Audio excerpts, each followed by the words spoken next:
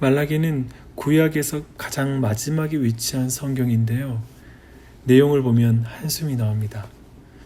왜 한숨이 나오는지는 우선 말라기의 기록 연대와 배경을 통해 알아보겠습니다. 말라기가 선지자로 부름받은 때는 주전 5세기 말인 것으로 보이는데요.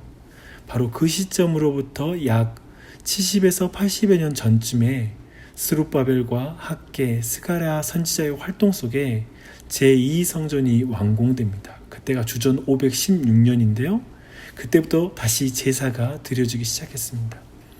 그리고 주전 445년에는 느헤미야가 3차로 포로들과 함께 귀환하여서 예루살렘 성벽 재건의 일을 성공적으로 마쳤습니다. 우리는 지난 몇 주 동안 이 부분에 대해서 함께 살펴보았습니다. 성전과 성벽을 재건하는 과정 속에 있었던 아름다운 장면들이 아마도 기억이 날 것입니다. 그 장면을 생각하면 뭔가 곧 일어날 것 같은 분위기였습니다. 그런데 학개와 스가랴 선지자를 통해서 약속된 하나님의 영광이 유대 민족 가운데 회복되는 것은 요원해 보였습니다. 그런 조짐이 나타나지 않았던 것이죠. 그들은 여전히 페르시아 제국 치하에서 살았습니다. 여러분, 이런 상황에서 백성들은 어떤 마음을 가졌을까요? 그러자 백성들은 하나님께 섭섭하고 상한 감정을 품기 시작했습니다. 생각해 보십시오. 성전과 성벽을 재건한 사람들은 바벨론 땅에 흩어져 어느 정도 정착했던 사람들이었습니다. 하지만 모든 것을 버리고 성전과 성벽 재건을 통해 자신의 민족 전체 회복, 이스라엘 땅의 회복을 기대하고 돌아온 사람들이었습니다.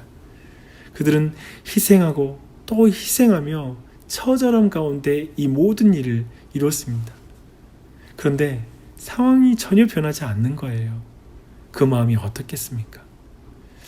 아마도 신앙적 환멸을 느낀 것으로 보입니다. 이제 그들의 예배는 그야말로 형식적인 것 이상이 될 수 없었습니다. 하나님께 마음이 없고 사랑이 식어졌기 때문이죠. 이것이 바로 말라기가 다룬 중요한 주제입니다. 이때 하나님 말라기를 통해서 구약 최후의 선지자로 그를 불러서 지금 이스라엘 백성에게 보내셨습니다. 그런데 이 말라기는 매우 흥미로운 대화로 시작합니다. 우리 2절 한번 말씀 보겠습니까?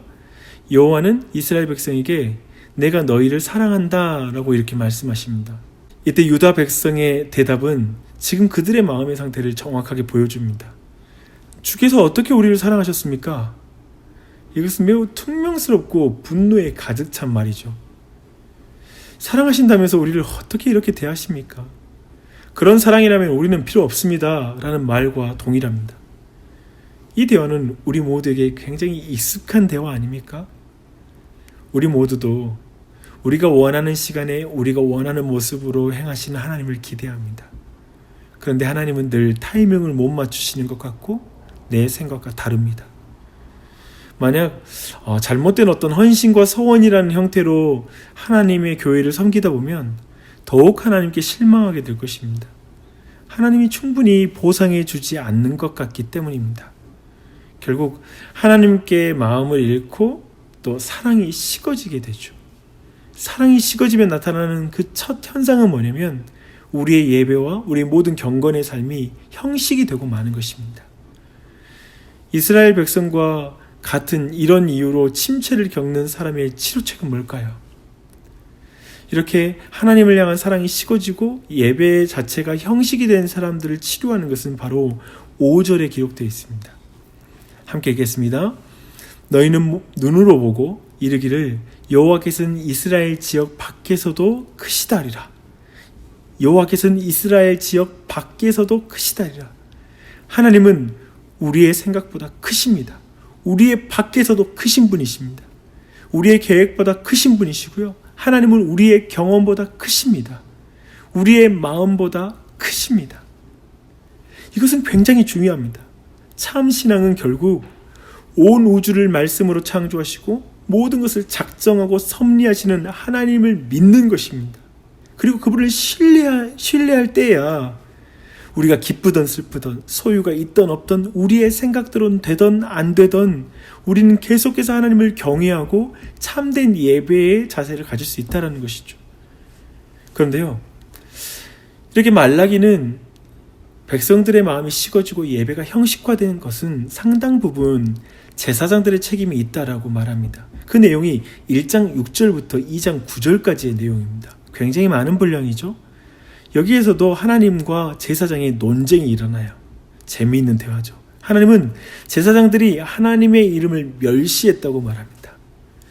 아들이 아비에게, 종이 주인에게 보이는 공경심만큼도 하나님께 보이지 않는 정도라고 이렇게 고발합니다. 그러자 제사장들이 펄쩍 뛰면서 반문합니다. 우리가 어떻게 주의 이름을 멸시했습니까? 참 우리는 하나님께 이렇게 말해요. 그렇죠? 어떻게 우리를 사랑했죠? 어떻게 우리가 하나님 멸시했죠? 우린 잘 이걸 깨닫지 못하는 것 같아요. 그런 모습을 보여주고 있어요. 주님은 그들이 예배를 통해 어떻게 하나님을 멸시했는지 하나하나 설명합니다. 제사장들은 더러운 떡을 단해드리면서 여호와의 식탁은 경멸히 여길 것이라고 말하곤 했습니다. 쉽게 말하면 가볍게 이렇게 식탁을 차려도 돼라는 것이죠. 오늘날 우리식으로 말하면 설교자가 설교요? 그렇게 어렵게 생각할 필요 없습니다. 대강 말씀 읽고 간단하게 예화 몇 개 곁들이면 되는 것이죠. 어차피 연구하던 안 하던 사람들이 변하나요? 설교 듣고 그렇게 쉽게 변하나요? 그냥 그러더라도 금방 잊어버리니까요 라고 말하는 식입니다. 굉장히 타락한 것이죠. 또한 제사장들은 제물을 고를 때 병든 것, 눈먼 것, 저는 것을 골라서 드립니다. 어차피 태워서 없어질 것이니까 좋은 거 드릴 필요가 없다는 것이죠. 아니면 이건 또 정반대로 어차피 쓸모없는 것이니까 제물로 쓰자고 생각했습니다. 그러나 여러분, 예배에서의 제물은 성경의 강조는 첫 것을 드리라는 것이죠. 그것은 가장 중요한 거. 그러니까 10의 1조도 동일하고요. 모든 것이 다 하나님의 것이죠. 그러니까 10분의 9는 내 거고 10분의 1은 하나님 것이다. 이건 잘못된 11조가 아니고요. 또 첫 것은 하나님 거고 나머지 건 내 것이다. 이것도 잘못된 것이죠. 여기서 말하고 있는 강조는 뭐냐면 가장 중요하고 소중한 것, 그것을 모든 것이 하나님의 것임을 대표로 드리는 그런 의미가 있죠. 이런 구약에서의 제물에 대한 어떤 관점을 생각할 때, 흠없이 제물을 드려야 하는 것을 생각할 때 어차피 쓸모없는 것이니까 제물로 쓰자. 그러니까 나도 먹기에도 좀 어렵고 이 정도 이렇게 상한 것은 우리가 먹어도 기분이 별로 안 좋아. 이거 그냥 제물로 쓰자. 이것은 백성들이 하나님을 경외함이라고는 눈꼽만큼도 찾아볼 수 없었던 그 모습을 보여주고 있습니다. 하나님을 두려워하지도 않고 자기 마음대로, 자기 내키는 대로 성의 없게 제사를 드리는 모습을 보여주는 것입니다. 제사장이 이렇게 예배를 드리니 백성들은 어떻겠습니까? 문제는 그들이 그렇게 하면서도 하나님께 은혜와 긍휼을 구했다는 사실이에요. 9절에 나와요.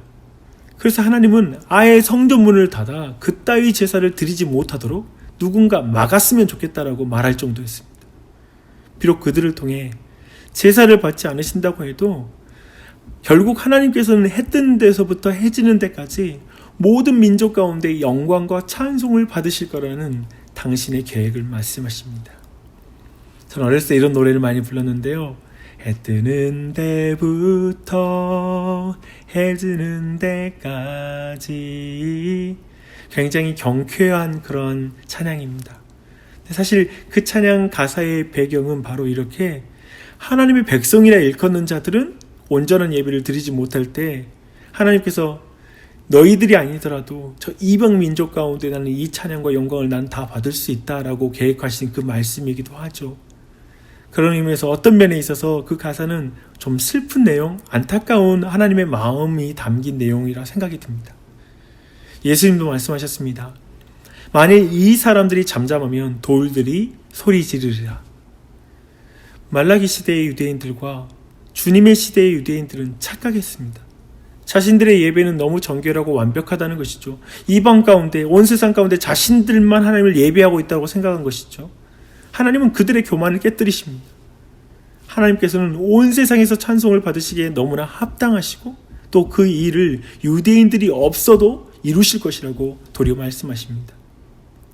오히려 이방인들은 하나님께 깨끗한 예물을 가지고 와서 경외함으로 하나님을 섬기게 될 것입니다. 이 놀라운 일이 어떻게 이루어질까요? 말라기서는 이 주제를 계속 말하고 있습니다.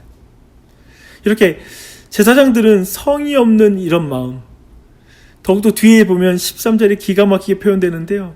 이 일이 얼마나 번거로운고, 제사 지내는 것을 번거롭게 생각합니다. 사랑이 없으면 모든 것은 부담스러운 의무가 되고, 부담스러운 의무가 되어버린 예배는 그저 형식치레에 지나고 맙니다. 이것이 유다 백성들의 신앙의 모습이었습니다. 우리 하나님은 세상의 어떤 권력자와 비교할 수 없으신 큰 왕이요, 왕 중의 왕이라는 사실을 그들이 완전히 잊고 있는 것이죠. 그래서 이 땅의 권력자 앞에서 우리가 행하지 않을 어떤 가벼운 행동을 하나님 앞에서 하고 있는 것이죠. 사랑하는 여러분, 여러분은 어떻습니까? 말씀을 정리하겠습니다. 여호와께서 당신을 사랑하시는 것을 믿으십니까? 하나님께 깊은 사랑을 가지고 계십니까? 오늘 이 말씀을 듣는 사람 안에 혹시 최근에 하나님께 섭섭함을 느끼고 실망하여 불평하시는 분 계십니까? 지금 화가 나 있는 분 계시지 않습니까? 그래서 자신의 삶 안에서 하나님이 나를 어떻게 사랑하셨나요? 라고 묻고 싶은 분은 계시지 않습니까? 그렇다면 겸손히 기도하십시오. 주님, 나의 눈으로 나의 생각보다 크신 하나님을 보게 하옵소서. 나의 눈으로 십자가에 보이신 하나님의 사랑을 다시 보게 하옵소서. 다시 하나님을 향한 나의 사랑을 일으켜 주옵소서. 그렇게 기도하면 좋겠습니다.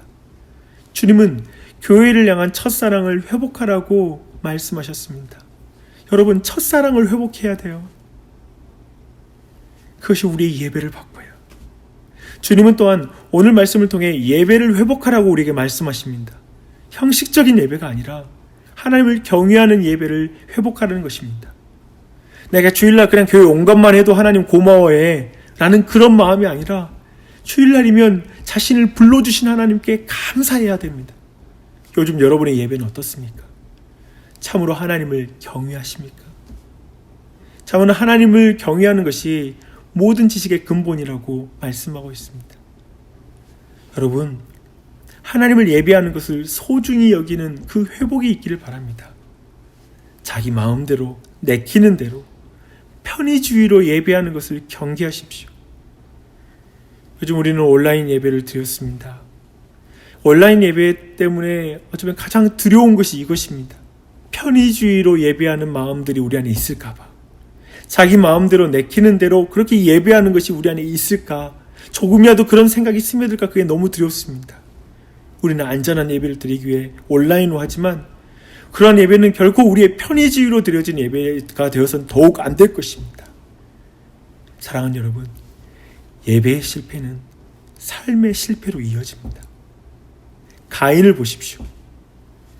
여러분은 어떻게 예배를 준비하고 어떻게 예배를 드리십니까? 말라기, 성전을 다시 지어도, 성벽을 다시 지어도 결국 인생의 부침 속에서 사랑이 식어지고 예배가 형식화된 우리의 신앙 현실을 그대로 보여주는 것 같습니다. 집 사고, 차 사고, 직장에서 정말 내가 원하는 성취들을 이루고, 그렇게 계속하면서 어느 순간 하나님을 향한 사랑이 식어지고, 그리고 형식적으로 주일날 그 예배당에 나아오는 것만으로 그것마저도 버겁다라고 이렇게 말하는 신앙, 그 현실을 말라기가 그대로 보여주지 않습니까? 또한 오늘 한국교회를 보십시오. 조국교회 안에 제사장들이라고 어쩌면 제사장들과 직접 비교할 수 없지만 이 말씀의 사역을 하고 있는 수많은 목회자들마저도 타락하고 소망이 없는 것처럼 보이지는 않습니까? 그래서 더욱 우리 모두는 정말 말라기 4장 6절이 너무 중요한 것 같습니다. 사실 4장 6절이 우리에게 놀라운 희망을 주는데요. 그 말씀 같이 읽어보겠습니다. 그가 아버지의 마음을 자녀에게로 돌이키게 하고 자녀들의 마음을 그들의 아버지에게로 돌이키게 하리라. 돌이키지 아니하면 두렵건대 내가 와서 저주로 그 땅을 칠까 하노라. 여기에서 그는 예수 그리스도이십니다. 그분이 하나님 아버지의 마음을 자녀에게로 돌이키게 하고 자녀들의 마음을 아버지께로 돌이키게 합니다. 이 아침에 오직 우리의 마음을 하나님께로 돌이키는 예수님의 은혜를 구하십시오. 나를 향한 하나님의 사랑이 부어지게 해달라고 기도하시고 주를 향한 나의 사랑이 불일 듯 일으켜지도록 기도하십시오. 그래서 우리의 예배가 회복되도록 기도하시기 바랍니다. 하나님께서 당신에게 은혜와 긍휼을 베풀어 주시기 위해서 먼저 당신 안에 하나님께 대한 사랑과 예배를 회복시키고야 마실 것입니다. 그것이 바로 말라기서 4장 6절의 약속입니다. 우리의 힘으로 내 마음을 회복할 수 없고 하나님을 사랑할 수 없고 우리의 예배를 회복할 수 없지만 그 일을 예수님의 이름으로 기도하며 그분의 은혜 가운데 회복될 것입니다. 그 놀라운 은혜가 온 교회 안에 넘쳐나기를 축원합니다. 기도하겠습니다.